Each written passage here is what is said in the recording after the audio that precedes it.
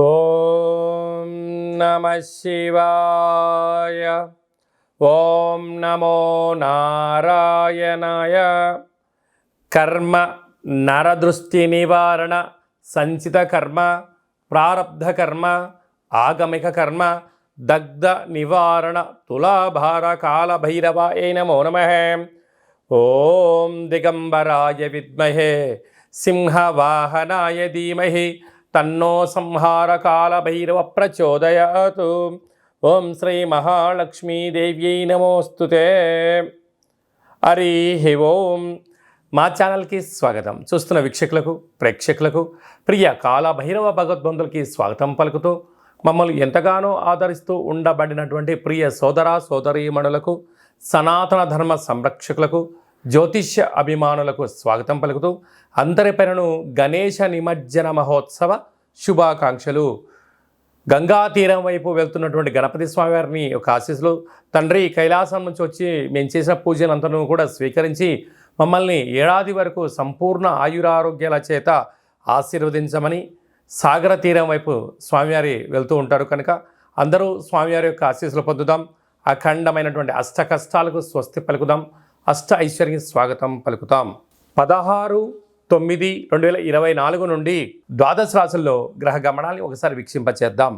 వృషభ రాశిలో దేవగురు బృహస్పతి శత్రుస్థానంలో సంచార స్థితి. మిథున రాశిలో కుజ భగవానుడు సంచార స్థితి. సింహరాశిలో బుధ భగవానుడు సంచార స్థితి. కన్యరాశిలో త్రిగ్రహ కూటమి రవి శుక్ర కేతు సంచార స్థితి.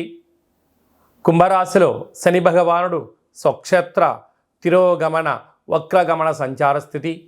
మీనరాశిలో రాహు సంచార స్థితిలో ద్వాదశ రాశుల్లో గ్రహ గమనాలు ఈ విధంగా ఉన్నాయి. కుంభరాశి వారు విఘ్నేశ్వర స్వామి వారు గంగా తీర ప్రయాణ సందర్భంగా ఎలాంటి విధులను పాటించాలి?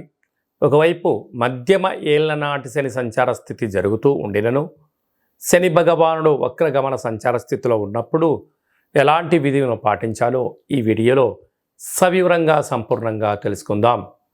కుంభరాశిలో ఏ నక్షత్రాలు వస్తాయిగా? ధనిష్ఠా నక్షత్రంలోని 3వ పాదం 4వ పాదం, శతభిష నక్షత్రంలోని 4 పాదాలు, పూర్వాభాద్ర నక్షత్రంలోని 1, 2, 3 పాదంలో కలిపితే కుంభరాశి అవడం జరుగుతుంటుంది. అలాగే చాలామందికి పుట్టినటువంటి కాల సమయంలో డేటా బర్త్లు లేనటువంటి కారణం వలన పేరు యొక్క మొదటి అక్షరాన్ని అనుసరిస్తూ ఆ రాశిని తెలుసుకునే ప్రయత్నం చేద్దాం. గు గే గో సా సి సు సే సో ద అక్షరాల వరదలు కుంభరాశి జాతకులే. కుంభరాశి యొక్క అధిపతి శని భగవానుడు కనుక ఈ యొక్క విఘ్నేశ్వర స్వామివారు గంగా తీర ప్రయాణం చేస్తున్న కాల సమయంలో పాలతో కలిపినటువంటి తెల్లటి పిండిని ప్రమిదగా మార్చి దాంట్లో కొబ్బరి నూనెను కానీ నువ్వుల నూనెను కానీ ఆవు నూనె కానీ వేసి 19 ఒత్తులను వేసి స్వామివారికి విశేష మంగళ నీరాజనములను సమర్పించడం వలన భక్తి శ్రద్ధలుగా తెల్లటి నువ్వులతో కూడుకున్నటువంటి అటుకులతో కూడుకున్నటువంటి అంటే బెల్లంతో కూడుకున్న పదార్థాలను నైవేద్యంగా పెట్టి భక్తులకు ప్రసాదంగా పంచడం వలన సంపూర్ణమైన రాశిలో ఉండబడిన శని దోషం తొలగిపోతుందని చెప్పి గమనించాలి. అలాగనే వీరికి రాశిలోనే శని భగవానుడు వక్ర గమనంగా ఉండడము, 2వ స్థానంలో రాహు సంచార స్థితి ఉండడం వలన ధనపరమైనటువంటి ఇబ్బందులు పొంచి ఉన్నాయి. వృత్తులలో ఉద్యోగాల్లో వ్యాపారంలో అనేక రకాలుగా సమస్యలు పొంచి ఉన్నాయి. తస్మాత్ జాగ్రత్త. అర్ధాస్తమ గురు సంచార స్థితి కనుక మీ జన్మ నక్షత్రం రోజున పూర్ణిమ అష్టమి తిథి ఎందున దూరావాయు జల ప్రయాణాలు పెట్టుకోవద్దు. వాహన ప్రమాదాలు, పుస్తకాలు కానీ ల్యాప్టాప్లు కానీ ఫోన్లు కానీ పోగొట్టుకునే పరిస్థితి చాలా అధికంగా ఉంటుంది. తస్మాత్ జాగ్రత్త. పంచమ స్థానంలో కుజ సంచార స్థితి ఉండడం వల్ల నూతనంగా వివాహమైన వారికి పుత్రిక సంతానము, పిల్లల యొక్క చదువులు, పిల్లల యొక్క అభివృద్ధిలో అన్నింటా కుంభరాశి వారు సొంతమని చెప్పి గమనించాలి.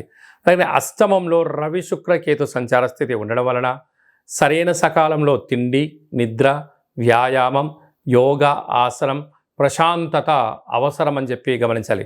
లేకపోతే అనారోగ్యం, దీర్ఘకాలిక వ్యాధులు కుంభరాశి వారికి వచ్చే పరిస్థితి చాలా అధికంగా ఉంటుంది.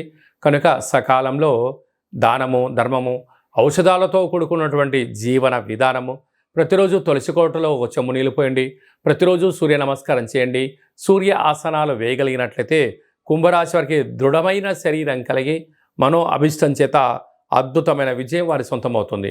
అలాగనే సాఫ్ట్వేర్లు, హార్డ్వేర్లు, సినిమా తారలు, హాస్య నటులు, యూట్యూబ్, వాట్సాప్, ఫేస్బుక్, క్రియేటివిటీ రంగాలు, డిజిటల్ మార్కెటింగ్ రంగంలో ఉన్నవారు నిత్యము అప్రమత్తత అవసరమని చెప్పి గమనించాలి.